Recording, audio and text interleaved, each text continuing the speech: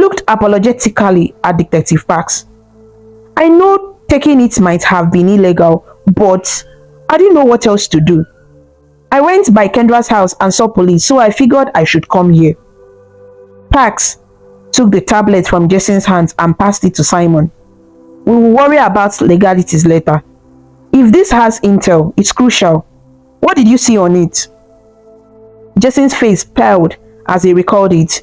There was an email from someone, I think one of his men, saying the package is secure at Horizon plant and asking for further instructions.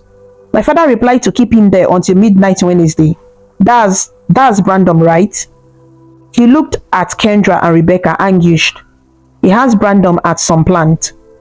Rebecca's eyes flashed with hope and anger. Horizon plant.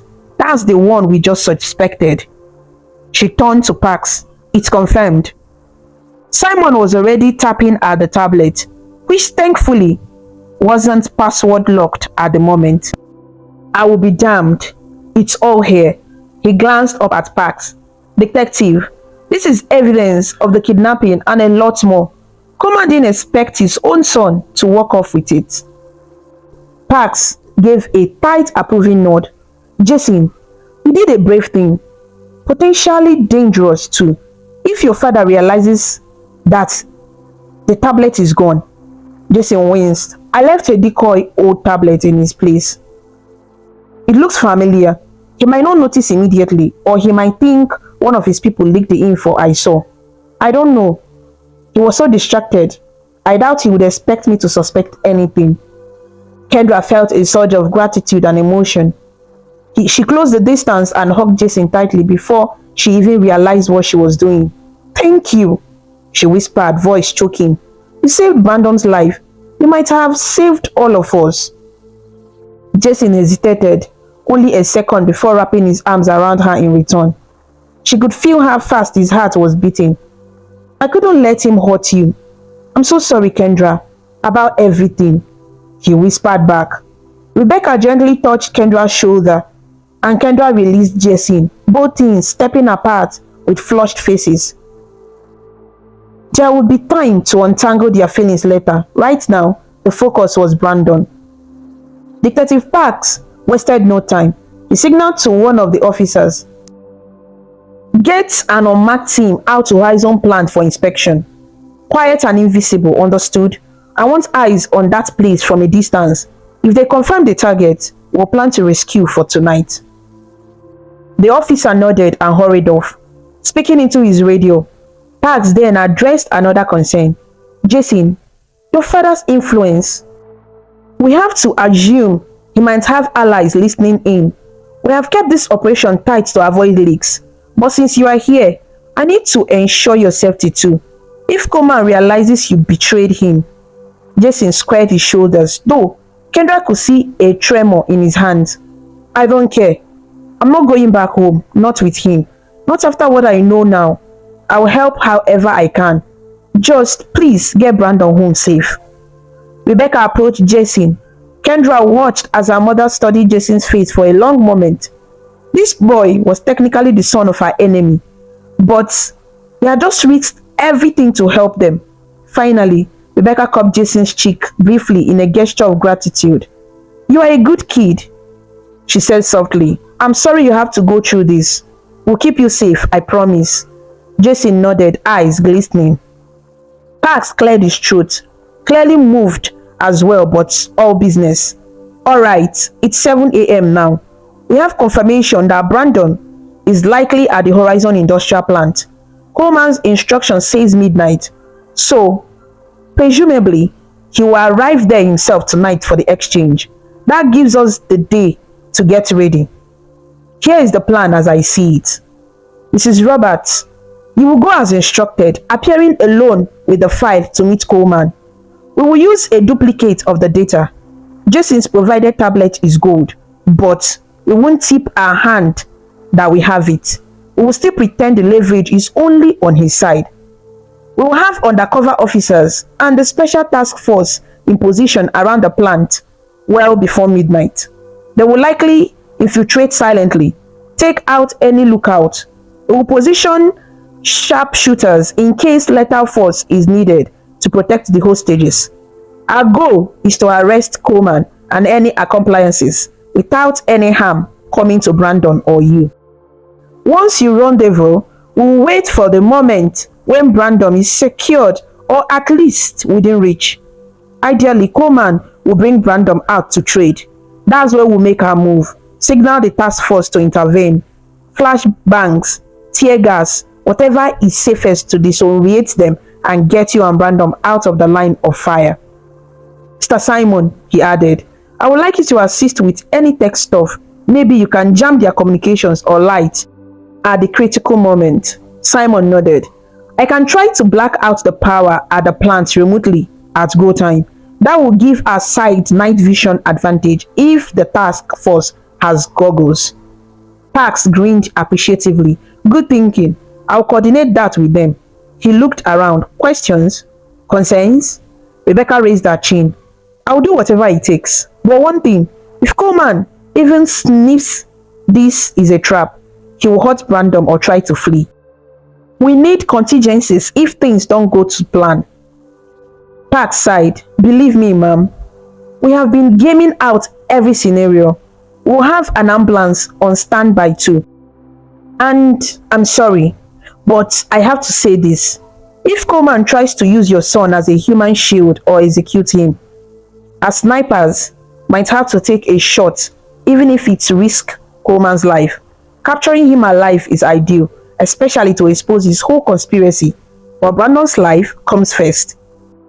Rebecca's face was pale, but she nodded. Understood. Kendra felt sick at the thought of any of those worst-case outcomes. She realized she had balled her hands into fists so tightly her nails dug into her palms. I want to be there, she blurted. Not in the middle of it, but nearby. I can't just sit at home or at the station wondering what's happening.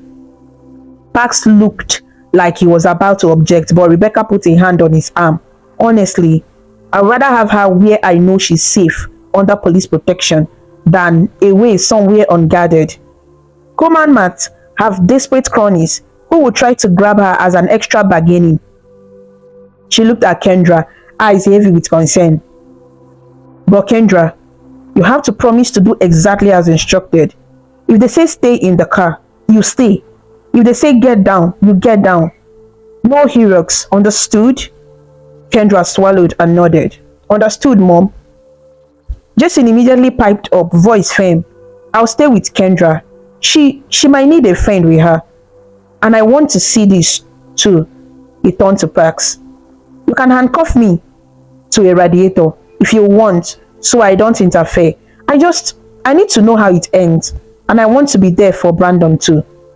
Kendra managed a tiny smile at him, touched. Pax gave a soft chuckle at Jason's earnestness. No handcuffs necessary, kid. But you will both be kept well back from danger, likely in the mobile command van, a couple 100 meters from the site. Deal? Deal, the teens chorused. Alright, then let's get to work, Pax said, standing. We have got a long day ahead. The sun hung low on the horizon as evening approached, casting long shadows across the scrubland surrounding the Horizon plant. The plant itself loomed in the distance, a cluster of corrugated metal warehouse and a couple of skeletal silos, all enclosed by a sagging chain link fence. Once, it might have processed ore from nearby mines, but now it was silent and still, at least until tonight. Hidden on a ridge about half a kilometer away, a pair of police spotters lay prone with binoculars. One of them murmured into his radio handset. Visual confirms one black van on site, parked near warehouse 2 on the east side. 2 armed guards patrolling outside. No sight of the hostage yet. The information fed back to the mobile command center. A dark blue police van parked under cover of some acacia trees further back. Inside, Detective Pax, a Hawks operative, a special division for organized crime, and a communication specialist were gathered around a monitor that displayed a satellite map of the plant. Small green dots indicated where members of the special task force were as they stealthily encircled the property. A short distance behind the command van, in an unmarked sedan, Kendra sat in the back seat with Jason. Another detective, a woman named Langa, sat in the driver's seat, keeping watch over them and the surroundings. Kendra's heart drummed like a frantic bird's wings. She hadn't seen Brandon in nearly 24 hours. The thought that he was somewhere in that dark cluster of buildings made her both hopeful and terrified. Jason offered her a bottle of water. "Hey, drink something," he urged gently. "You need to stay hydrated." Kendra realized her throat was parched. She had been breathing shallowly, always holding her breath in anxiety. She accepted the bottle and took a sip, the cool water soothing her dry mouth. "Thanks," she whispered. He gave her a reassuring nod, though his own fingers tapped nervously on his knee. "They have got this," he said, as if trying to convince himself as much as her. "The cops know what they are doing." Kendra looked out at the twilight sky. Stars were beginning to prick through the indigo, and the crescent moon hung like a kite. "I just want my brother back," she said softly. "Everything else, Coleman, the file, even justice for Dad. I can think about it later. I just need Brandon alive." Jason reached over and took her hand in his. Despite all that had happened, the betrayal and heartache, in the moment, all Kendra felt was gratitude for his presence. They stayed like that, hand in hand, drawing strength from each other as the minutes crept by. In the command van, Park's radio crackled. "Alpha team in position," come a hushed voice. "Bravo team set at rail perimeter. No sign of Coleman yet." Parks glanced at the time, 11:45 p.m., 15 minutes to the deadline. Rebecca was with him in the van, wearing a lightweight bulletproof vest under a dark jacket. She looked down, but Parks noticed her fingers quivering as she checked the small device in her ear. Her hidden comms unit to listen to police instructions, and a tiny tracker sewn into her jacket collar. She also had a panic button in her pocket in case everything went sideways, and she needed the police to storm in immediately. On her person, she carried only a plain manila envelope filled with some papers, harmless decoys, and a flash drive that Simon had prepared. The real evidence, ironically, was safely duplicated on the device Jason had stolen. Now back at the police lab, and another copy Simon had uploaded to a secure cloud. Tonight, they could afford to let Coleman take a fake or even the truth, if necessary, because his arrest was imminent regardless. "How are you holding up?" Parks asked Rebecca quietly. She offered a tight smile. "As well as a mother can, given the circumstances." Her eyes were steely. "I'm ready. Let's get my boy." From the sedan, Kendra and Jason watched as Rebecca emerged from the van. An officer handed her a phone, preloaded with a tracker and set only to call a special number. And then Rebecca started the walk towards the plant alone. She looked so small against the vast, dark expanse of the industrial site and the night sky. Kendra's heart seized. It took all her willpower not to jump out of the car and run after her mother. "God, please protect her," Kendra whispered, barely aware she had spoken loud. Langa, the detective in the front, glanced at her. "We won't let anything happen to her, sweetheart. Just stay put, okay?" Kendra nodded and squeezed Jason's hand. He squeezed back. Rebecca approached the chain-link gate of the plant precisely at midnight. As expected, a figure stepped from the shadows to meet her. A burly guard who fixed her gruffly for weapons.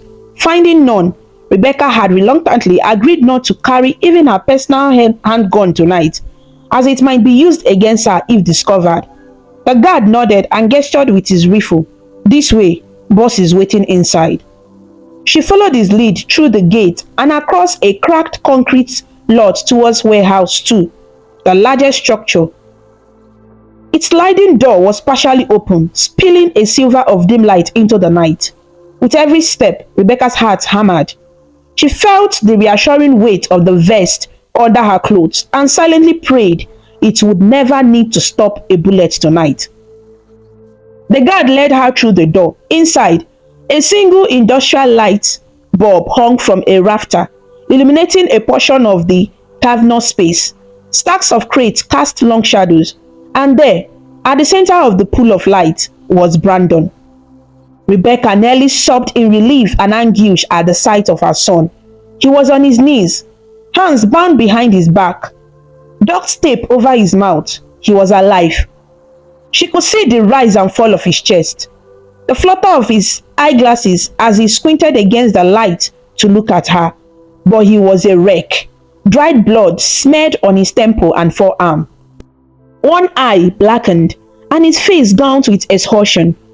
A man in a sky mask stood right behind him, one hand gripping Brandon's shoulder firmly, the other holding a handgun pointed at the side of Brandon's head.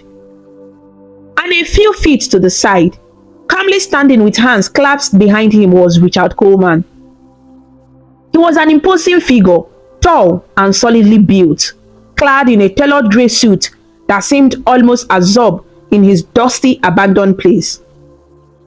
His silver-streaked dark hair was combed neatly, and the look on his face as he watched Rebecca approach was one of triumph and contempt. "Rebecca," Coleman greeted her smoothly, his voice echoing in the warehouse. "Right on time. I appreciate punctuality." Rebecca's blood boiled at the sight of him, but she forced herself to remain outwardly composed. She had to focus on Brandon, her eyes locked with her son's for a fleeting second.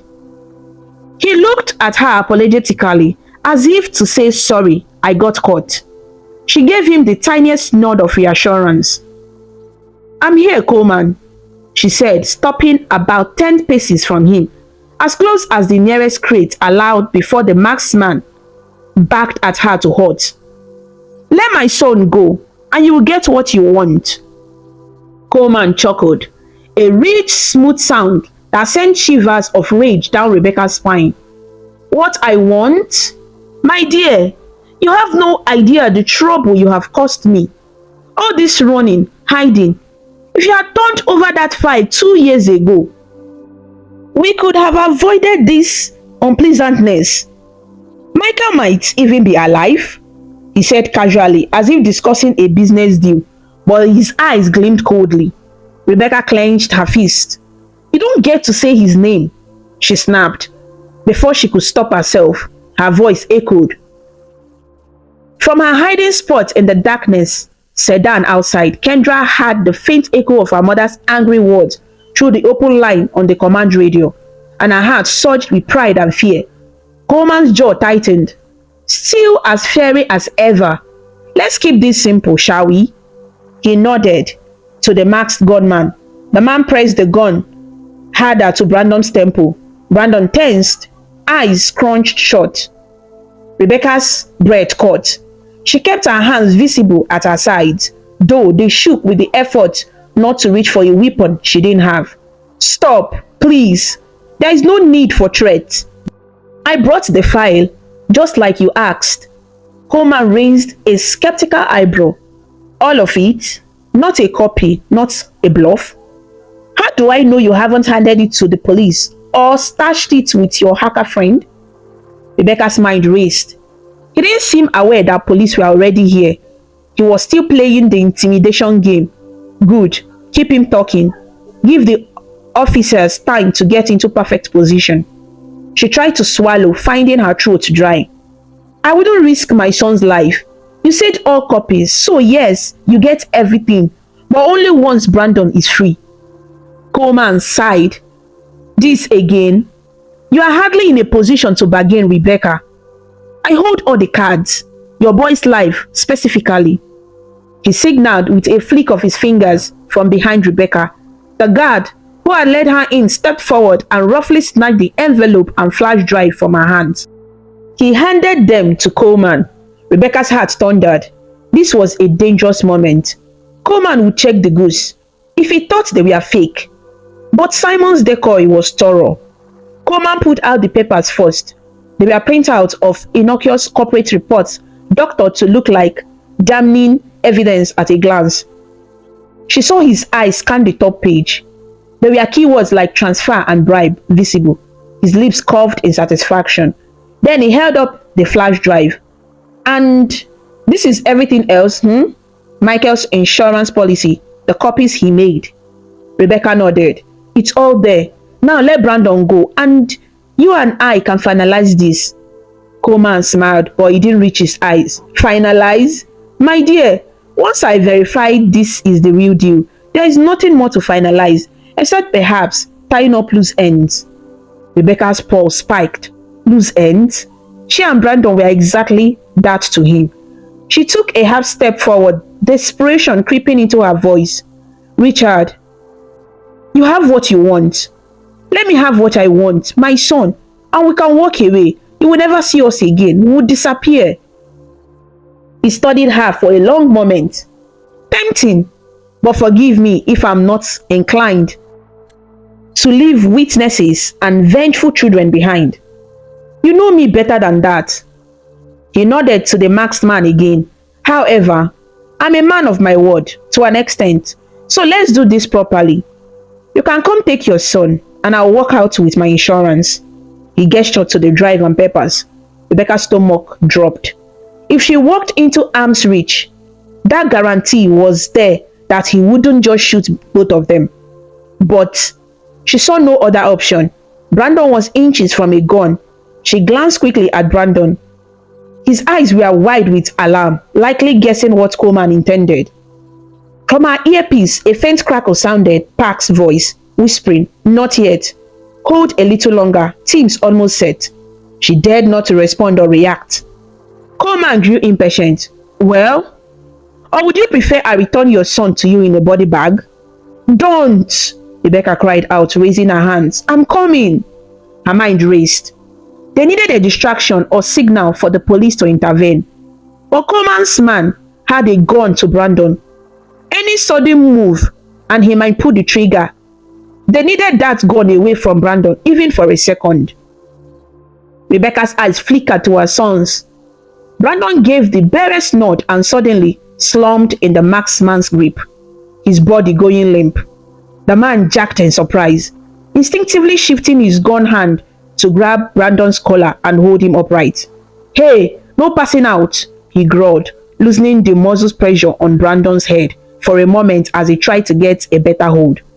In that split second, Rebecca acted on pure maternal instinct and the plan that she sensed Brandon had initiated. She lunged forward as if to catch her son, putting herself between the gun and Brandon. Brandon, oh God! She screamed, feigning panic. Coleman backed. Stop her! And took a step back, away from the hostages, clutching the envelope and drive. But it was too late. That single moment of chaos was all the task force needed. In a blinding flash, crack, boom, a stun grenade detonated just outside the warehouse door, flooding the space with light and a concussive blast that made Rebecca's ears ring. Simultaneously, the overhead light winked out as Simon, monitoring from afar, killed the power. Darkness. The masked man holding Brandon shouted in surprise and flinched, his grip on the gun faltering. Brandon, who had only been play-acting at semi-unconsciousness, burst into action despite his bound hands. He threw himself sideways with all his might, crashing into the man's legs. They both went down hard, the gun clattering from the thug's hand and skidding across the concrete. Coleman cursed loudly. Muzzle flashes lit up the dark as one of his henchmen by the door fired blindly outward, only to be taken down by the precise single shot from a task force sniper perched in the rafters. The guard, who had seized the files, was blown back as a second flashbang exploded deeper in the warehouse, disorienting him completely. Rebecca scrambled on the ground, ears ringing, searching for Brandon. Brandon, she cried. Mom! He was there, just in the dark, struggling to rise with his hands tied. Rebecca crawled towards him. She sensed fingers rushing in. Black clad, special forces with night vision goggles, weapons at the ready. A burst of green light from a lesser sight danced past her. A flurry of gunshots popped off, sharp and deafening. Rebecca felt something tug at her sleeve. She didn't know if it was a bullet or debris. The masked thug had recovered enough to launch for the falling gun. As his fingers grasped it, an authoritative shout echoed. "Police! Drop your weapons!" The thug fired wildly towards the voice. A split second later, 3 answering shots cracked in quiet succession. The thug jerked and collapsed, the pistol slipping from his hand as he hit the floor. Rebecca got her arms around Brandon at last and pulled him behind a stack of crates for cover, cradling his head against her chest. "I've got you, baby, I've got you," she whispered, not even sure he could hear. Tears streamed down her face. He mumbled something against the tape over his mouth. Rebecca ripped it off gently. Brandon gasped, coughing. "Mom, you okay?" was his first rapsy question. A strangled laugh of relief escaped her. Even now, he worried about her. "I'm fine. Are you hurt badly?" Before he could answer, a flashlight beam swept over them. "Rebecca, Brandon!" came Detective Parks. She peeked out and saw Parks hustling towards them, weapon drawn frankly by 2 task force operatives. Rebecca raised a hand to show they were there and not a threat. In the distance, by the warehouse entrance, there was a scuffle of bodies and another shout on the ground. "Get down!" followed by a furious roar that she recognized as Coleman's voice. Rebecca held Brandon tight as Parks covered them and the operatives moved past in pursuit of Coleman. Coleman had darted for the shadows when the stun grenades went off. Now, disoriented but driven by sheer will, he attempted to flee out a side door. The precious flash drive still clutched in one hand and a small pistol drawn in the other. He burst out into the cool night air behind the warehouse and nearly made it to the fence when a dark figure stepped into his path like an apparition. Jason. He had slipped away from the sedan in the confusion, sprinting towards the warehouse as soon as he saw the flashes and heard the firefight, ignoring Detective Langer's shouting orders to stop. He couldn't sit by any longer. Now he stood in front of his father, blocking the way. His face was illuminated by the moonlight, and though it was pale with fear, there was determination in his eyes. "Dad, it's over," Jason said, voice trembling but audible. He held nothing in his hands, no weapon, but his stance was wide, trying to look larger than he was. Behind Richard Coleman, 2 task force members were closing in with rifles raised. Coleman's eyes widened at the sight of his son. "Jason, what the hell are you doing here?" For a moment, genuine shock and confusion broke through his composed facade. Jason swallowed. "Stopping you." Coleman's expression twisted from surprise to rage as realization struck. "It was you. You betrayed me." His voice shook with anger. "After everything I've done for you." "Done for me?" Jason shouted back, voice cracking. "You murdered Kendra's father. You tried to kill her brother. How could you?" "You are a monster." Tears glistened in Jason's eyes, his emotions pouring out. "I looked up to you, and this is who you are?" Coleman's nostrils flared. He took a step forward, raising the pistol. "I did what I had to do for our family's future, for you. And now you side with them? Move, right? Move!" Jason stood his ground, though his knees felt weak. "I won't. If you want to escape, you'll have to go through me, Dad." His voice softened, pleading. "Please, just stop. Put down the gun.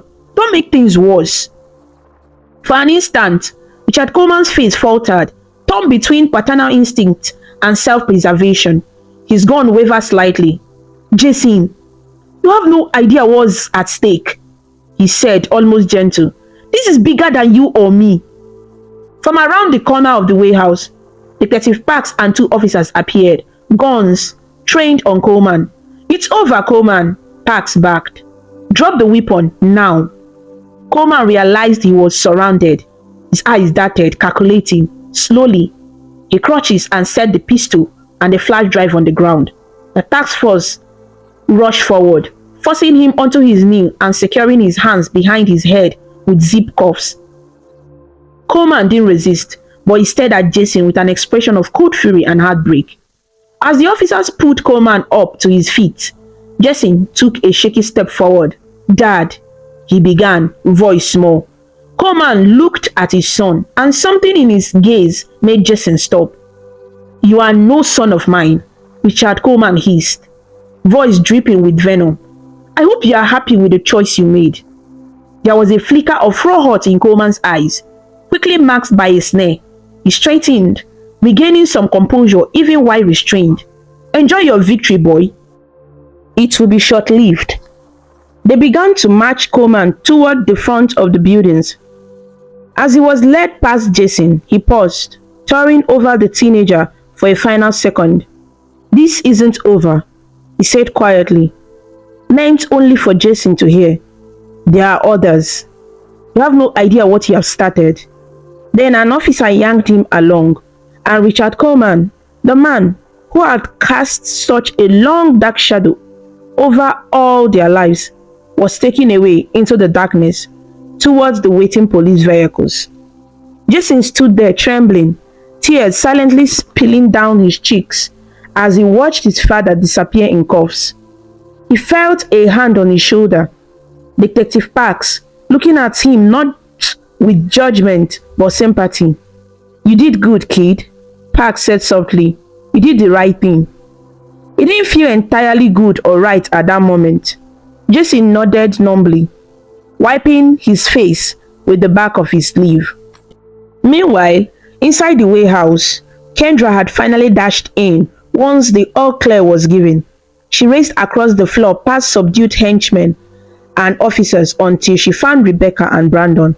They were surrounded by medics now.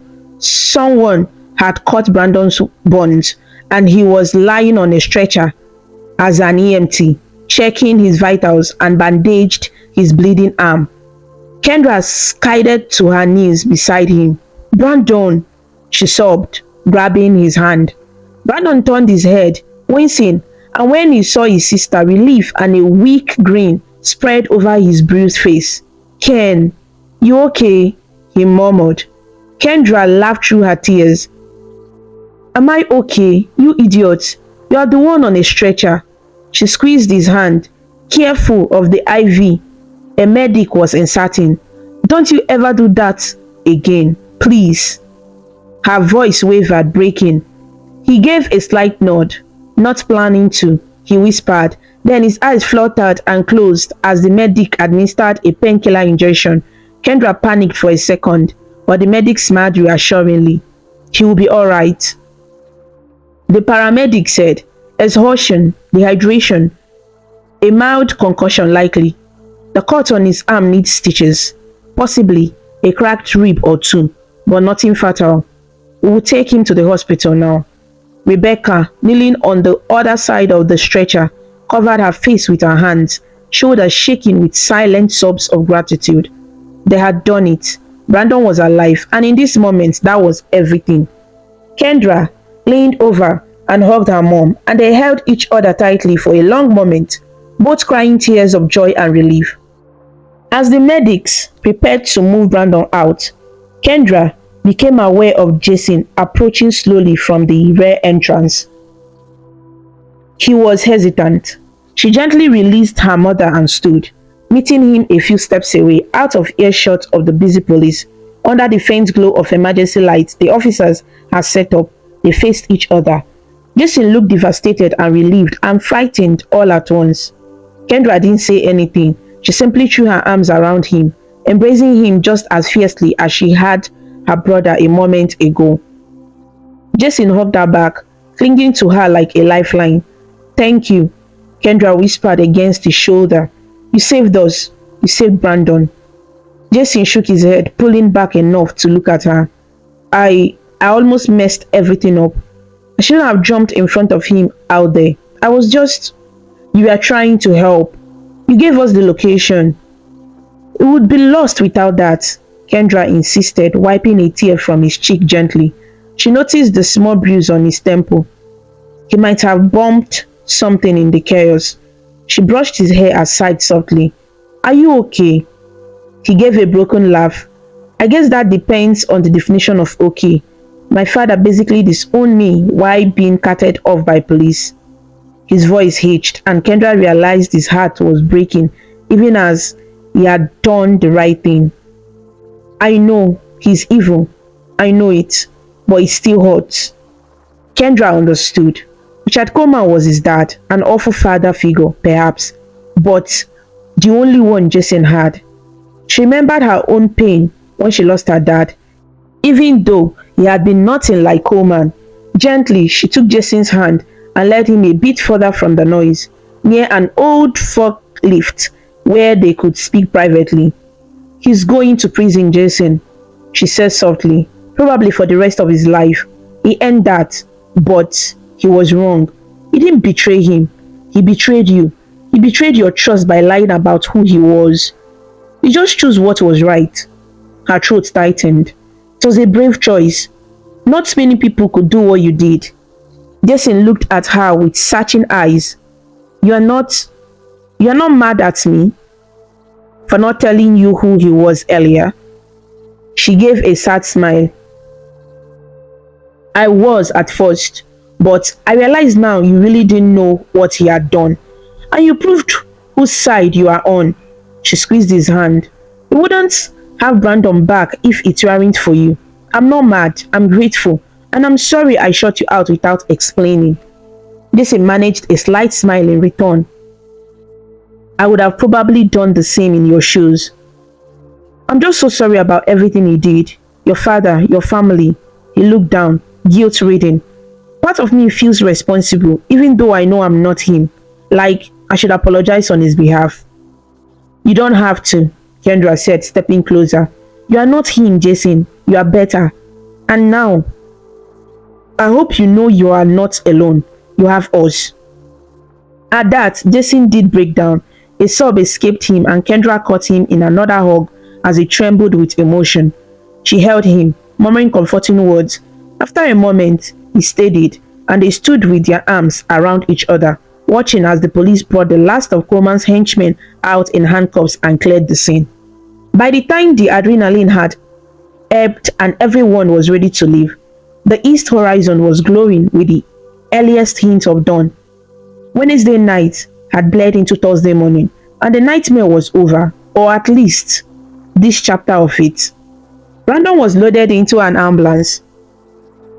He had woken briefly to grumble that he didn't need a stretcher, to which the paramedics and Rebecca shushed him and told him to lie still.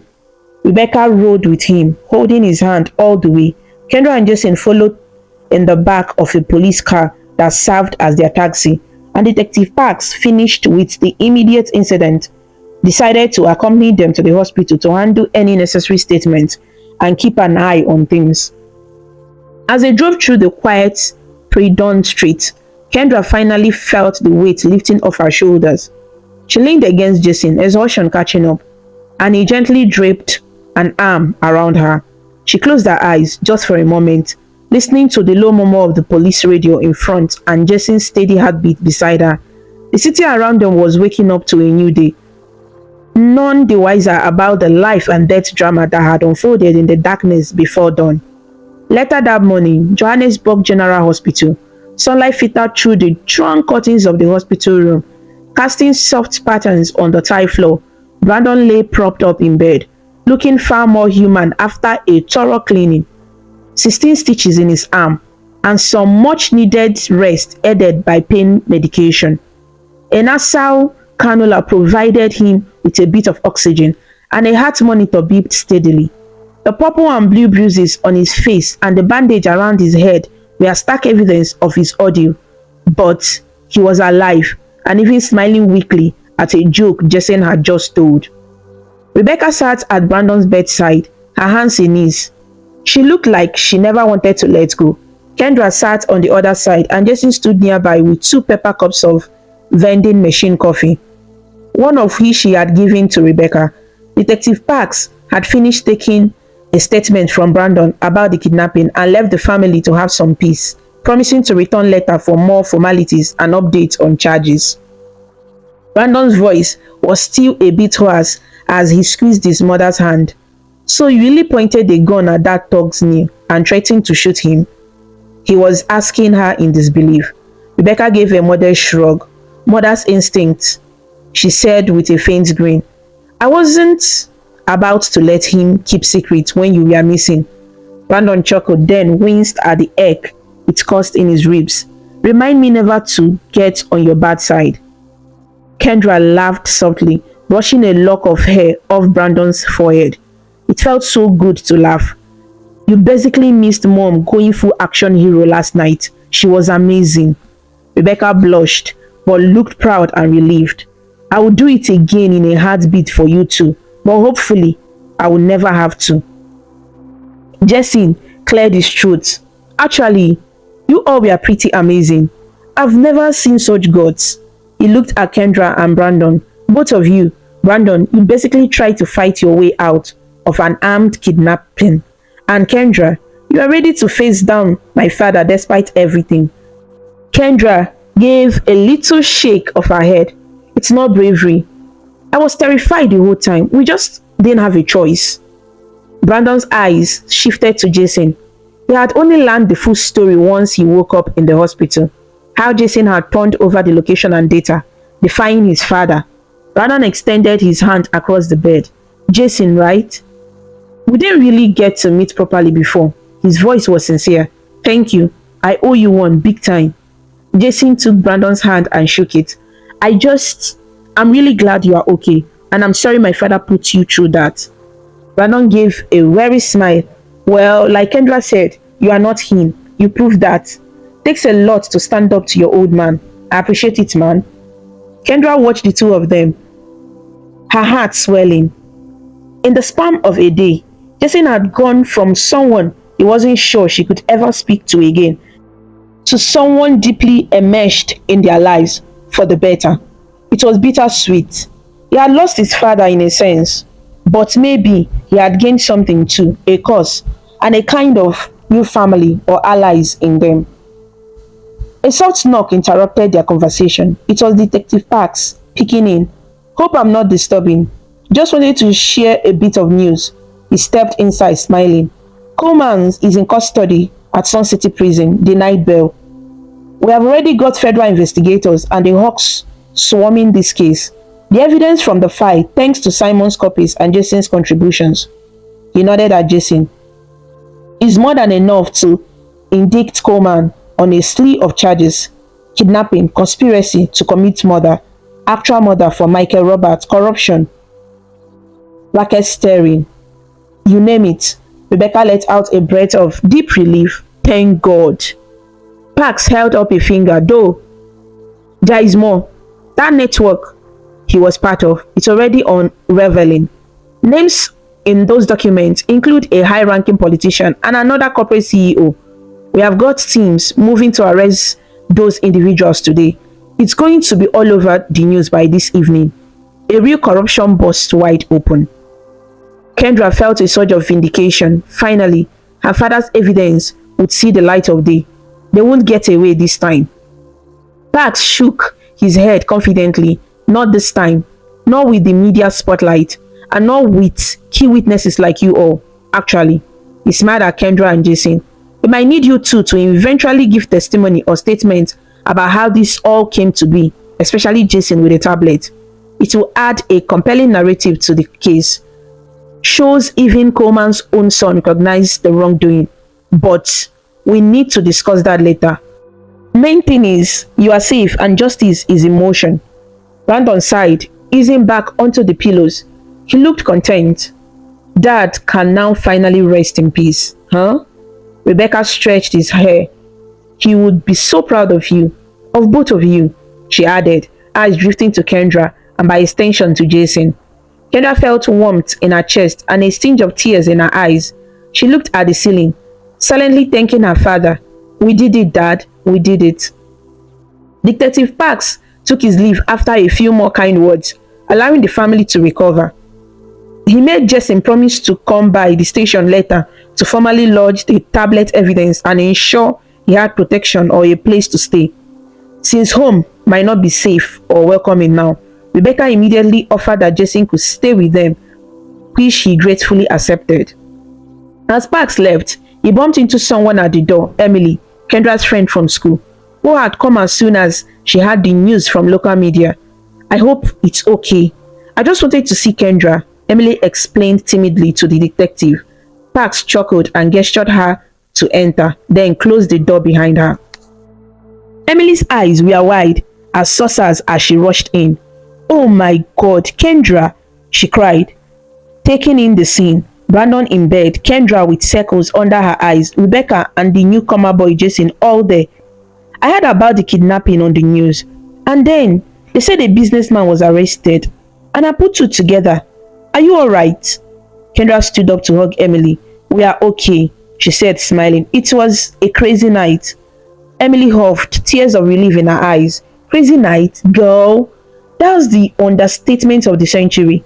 You could have told me your family was being haunted by actual bad guys." She smacked Kendra's arm lightly, scolding out of love. "I would have understood all the secrecy." Kendra laughed, a little guilty. "I'm sorry. I was just trying to keep everyone safe. It was hard to know who to trust." Emily nodded, then glanced curiously at Jason. "And I see trust has been sorted out on some fronts." Jason gave a small wave, looking a bit sheepish. "Hi, Emily." Emily grinned, a hint of her usual gossip-hungry self. "Hi, Jason. Glad you are not actually a jerk. In fact, from what I gather, you are kind of the hero of the hour." Jason blushed. "I wouldn't say that." Brandon chinned in from the bed, smirking. "He's definitely a hero. Saved my butt." Emily's eyes sparkled. "Well then, Kendra, you sure know how to pick your friends." She squeezed Kendra's hand. "Seriously, I'm so happy this turned out okay. You guys, you are like some action movie family.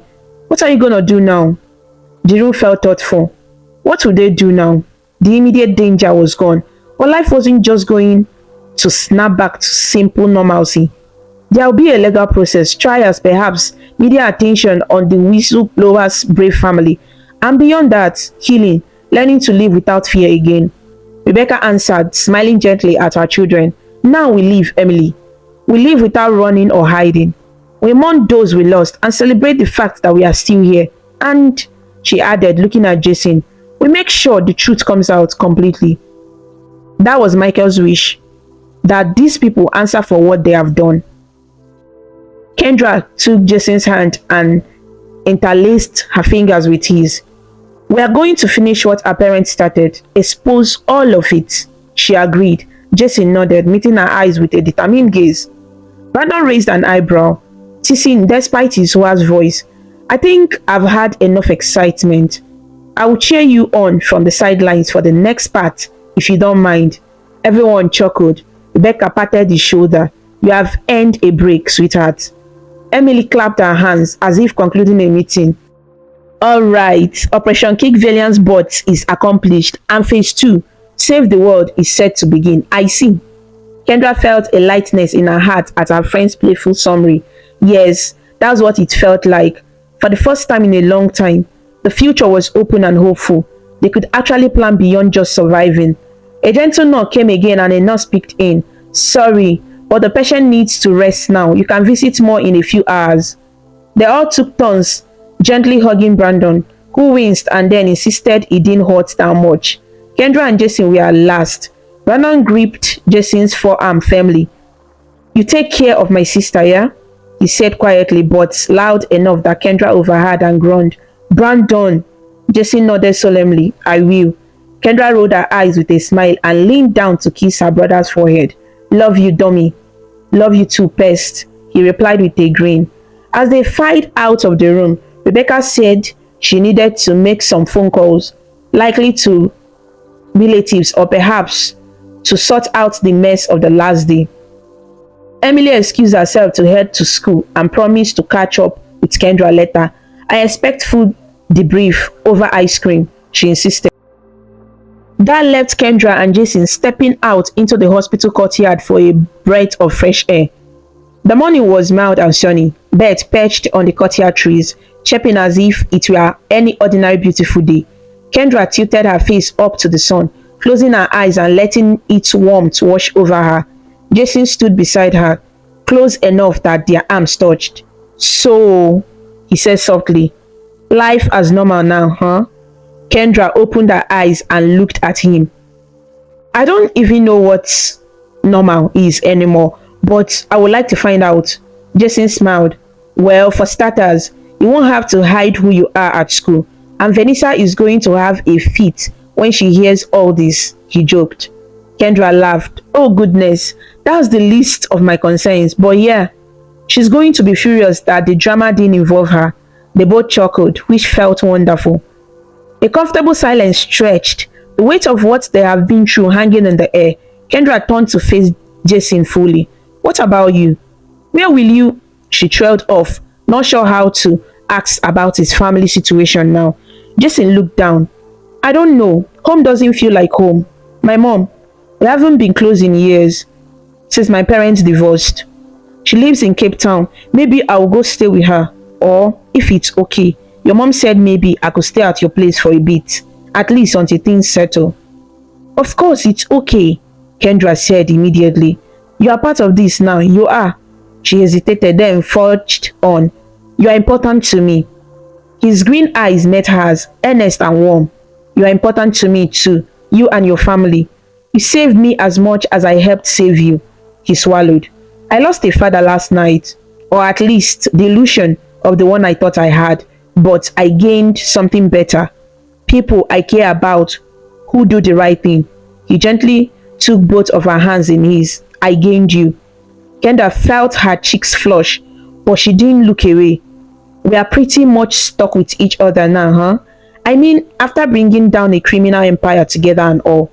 Jason laughed lightly. I wouldn't have it any other way. Impulsively, Kendra leaned forward and kissed his cheek, then rested her forehead against his. They stood there in that quiet corner of the courtyard, holding each other, both finally allowing themselves to feel safe. As they broke apart, Kendra spotted Detective Parks exiting the hospital lobby, likely heading out on another mission related to the case. He saw them and gave them a little wave. You two, take care. We'll be in touch, he called. The city owes you a debt, even if they don't know it yet. After he left, Jason turned to Kendra. I guess we should get some rest too. You have been up all night. Yeah, but I feel too wired to sleep. She exhaled and looked up at the clear sky. Somewhere out there, maybe on the news right now, the story was breaking. Corrupt mining executive arrested in whistleblower's case. Hostage freed in daring police raid. It all felt larger than life. Jason followed her gaze. Penny, for your thoughts? She smiled, just thinking about how this started with us, wanting to just live quietly, and now we might be minor celebrities without meaning to. He nudged her. Well, if anyone deserves recognition, it's your mom and your dad for what he gathered, and you and Brandon. Kendra shook her head. It's not about fame. I just want the truth out. After that, maybe people will leave us alone. We can actually stay in one place, finish school, go to university, normal stuff. Normal sounds pretty nice, Jason agreed, then grinned. Although, I have a feeling you and I might get bored with normal after all this excitement. We make a pretty good team, you know. Perhaps we'll find some way to keep doing good. Less dangerously, one hopes. Kendra chuckled. We will see about that. For now, I will settle for homework and hangout instead of stakeout and hostage rescues. She looped her arm around his. They began walking back inside to find Rebecca and perhaps catch a nap in the family lounge while Brandon slept. As they walked, Kendra glanced at Jason thoughtfully. Did you catch what your dad said to you when they took him away about there being others? Jason nodded, face somber. Yeah, I've been thinking about it. He's not wrong. That file has other names and some might try to go to ground or retaliate. He looked at her seriously.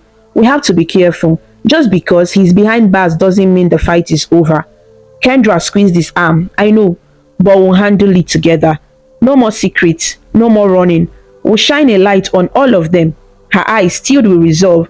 even as her body felt drained. Like you said, 18. He smiled. Team Kendra and Jason, secret agents of truth? She laughed. Maybe not too secret. Hopefully. But yeah. They reached the waiting area near Brandon's room and found Rebecca there on the phone updating a relative. She waved and mouthed, "I'll be just a minute." Kendra watched her mother, noting the relief in her posture, the return of light in her eyes. It felt like ages since she had seen her mom not weighed down by fear. Jason gently took Kendra's hand again. "You know," he said softly, "we never did get to go on that date we talked about, thanks to all this chaos." Kendra raised an eyebrow, then smiled brightly. The fact he was even bringing that up now after everything made her heart flutter with an innocent happiness that seemed almost out of place in such a serious moment, but was, oh, so welcome. "You are right. We owe ourselves a proper night out. Maybe once things calm down. A movie? Dinner?" Jason nodded. "It's a date. This time, no valiance allowed." "No valiance. No explosions. No high-speed chases," she agreed, giggling. Rebecca hung up and approached them, catching the tail end of that. "That sounds like a lovely plan," she said, surprising them. She had an amused twinkle in her eyes. Clearly, she had no objection to the bond forming between Kendra and Jason. If anything, she looked grateful for it. Kendra felt a little bashful, but mostly just content. She looped her other arm through her mother's. "Come on, Mom, let's go sit down. Maybe snooze a little until Brandon wakes up again." They settled in the lounge chairs, exhaustion finally creeping in as adrenaline waned. Jason sat beside Kendra, who leaned her head on his shoulder. Rebecca took the next chair, keeping a watchful but at ease eye on them. As Kendra drifted, she thought about the road ahead. There would be legal battles and likely media attention. She would have to tell the story of what happened, maybe in court. Jason would have to testify about his father's crimes. It wouldn't be easy. And those other names, HL and DS, from her father's note, who knew what challenges bringing them down might entail? But she wasn't afraid, not anymore. Their family had faced the worst night of their lives and came through intact.